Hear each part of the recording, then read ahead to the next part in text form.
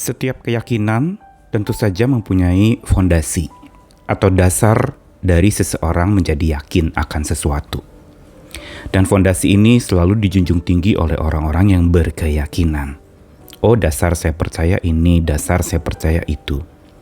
Tetapi sesungguhnya di dalam keyakinan yang benar dan yang dalam, tidak saja kita fokus kepada fondasi dari keyakinan kita. Tetapi fondasi itu harusnya menjadi alat untuk formasi hidup kita. Kalau hanya fondasi saja, bayangkan bangunan ada dasarnya, ada fondasinya, tapi nggak ada bangunannya. Jadi tanah lapang saja kan.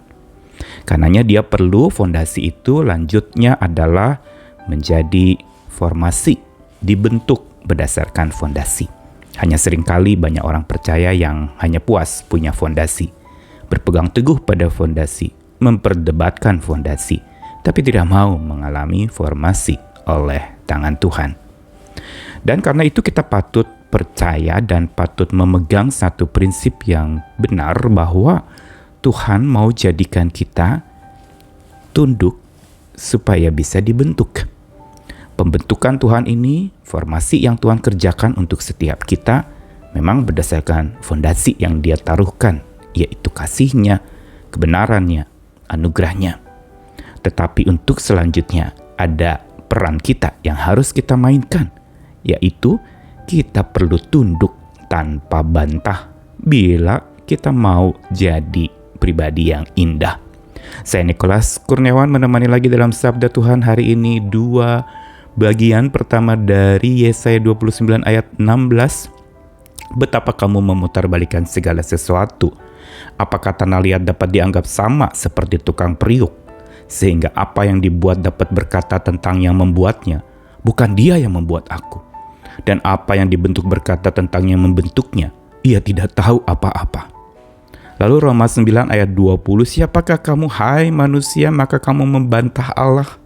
Dapatkah yang dibentuk berkata kepada yang membentuknya, mengapa engkau membentuk aku demikian? Dua sabda Tuhan ini berkaitan karena mempunyai tema yang sama. Di dalam Yesaya pasal 29 ini merupakan teguran yang keras kepada orang-orang percaya yang pada waktu itu sering memutarbalikkan segala sesuatu. Dalam hal ini, di dalam ayat yang ke-16 yang diputarbalikan itu apa? Yang diputarbalikan adalah peranan. Tanah liat disamakan dengan tukang periuk dan tanah liat seolah merasa dirinya adalah tukang periuk. Padahal tanah liat itu hanya alat yang baru bisa jadi sesuatu oleh tangan tukang periuk. Tidak bisa terjadi otomatis dan yang pegang otoritas untuk tanah liat itu bisa jadi benda yang berguna adalah tukang periuk. Tapi yang seringkali teguran itu kepada umat percaya waktu itu bertukar tempat. Si tanah liat itu merasa dirinya tukang periuk sehingga dia protes. Dan dia tidak bisa terima Tuhan yang membentuk dan menjadikan dia. Dia mau dia yang menjadikan Tuhan. Menarik sekali ini. Sungguh putar balik yang begitu mengerikan. Manusia mau jadi seperti Allah. Padahal Allah jadi manusia untuk menolong manusia.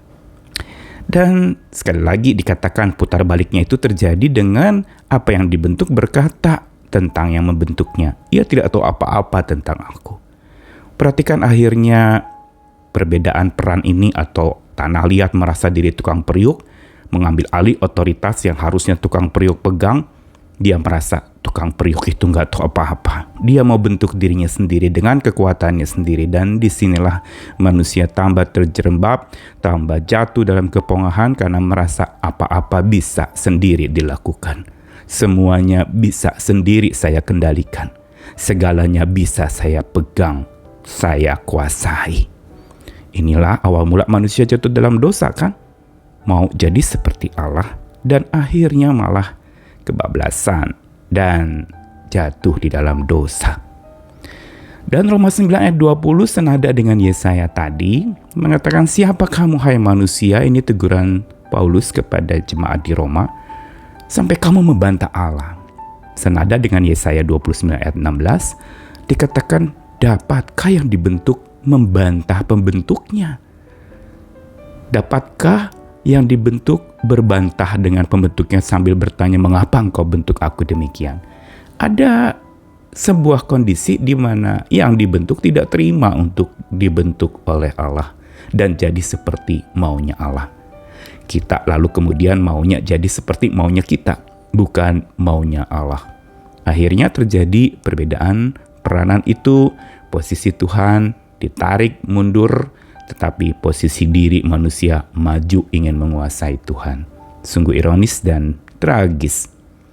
Karenanya kita perlu belajar hari ini dari ayat-ayat ini untuk memahami satu kebenaran, bahwa kita adalah yang dibentuk, harus tunduk kepada yang membentuk, dan tunduknya pun tanpa bantah.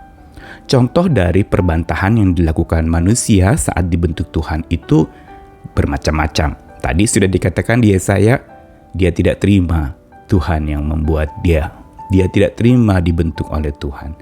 Yang kedua, dia tidak terima bahwa Tuhannya itu tahu tentang dirinya. Sampai berkata, Tuhan tidak tahu apa-apa tentang diri saya yang harus bentuk diri saya sendiri. Seolah-olah kemandirian yang jauh dan menarik diri dari Tuhan, merasa dirinya lalu jadi Tuhan. Dan lalu kemudian juga perbantahan yang ketiga di Roma 9 ayat 20, mengapa kamu bentuk aku demikian? Kita pertanyakan cara Tuhan membentuk kita. Padahal pembentukannya walaupun memang mungkin kita bingung, kita mungkin tidak memahami, tetapi kita belajar percaya untuk tunduk tanpa bantah, supaya kita jadi indah. Pelajaran hari ini mau beritahu kita bahwa bila ingin jadi indah saat dibentuk oleh Tuhan, jadi bentukan seperti maunya Tuhan, kita butuh bukan saja pasrah, berserah, dibentuk oleh Tuhan lewat berbagai macam peristiwa, lewat berbagai macam kesakitan, lewat berbagai macam penderitaan, kegagalan, kebangkrutan, kerugian, dan segala hal yang lewat itu semua tangan Tuhan sedang bekerja membentuk kita. Dan bukan saja butuh pasrah berserah, tetapi juga butuh tunduk tanpa bantah. Dengan menerima, percaya bahwa Tuhan tahu apa yang Dia kerjakan dan Dia mau bentuk kita selaras dengan gambarnya, selaras dengan rencananya. Terimalah itu, percayakanlah pembentukan Tuhan atas hidupmu lewat apapun yang terjadi. Dia sang pembentuk mulia. Karena itu muliakanlah Dia dengan memberikan hak sepenuhnya, otoritas utama hidup kita ke dalam tangan Tuhan, sang pembentuk mulia itu, agar kita jadi pribadi yang mulia. Ingat, tunduk tanpa bantah bila mau jadi indah. Selamat dibentuk Tuhan, jangan berontak, jangan membantah, bentukannya pasti indah. Tuhan mengasihi kita sekalian. Amin.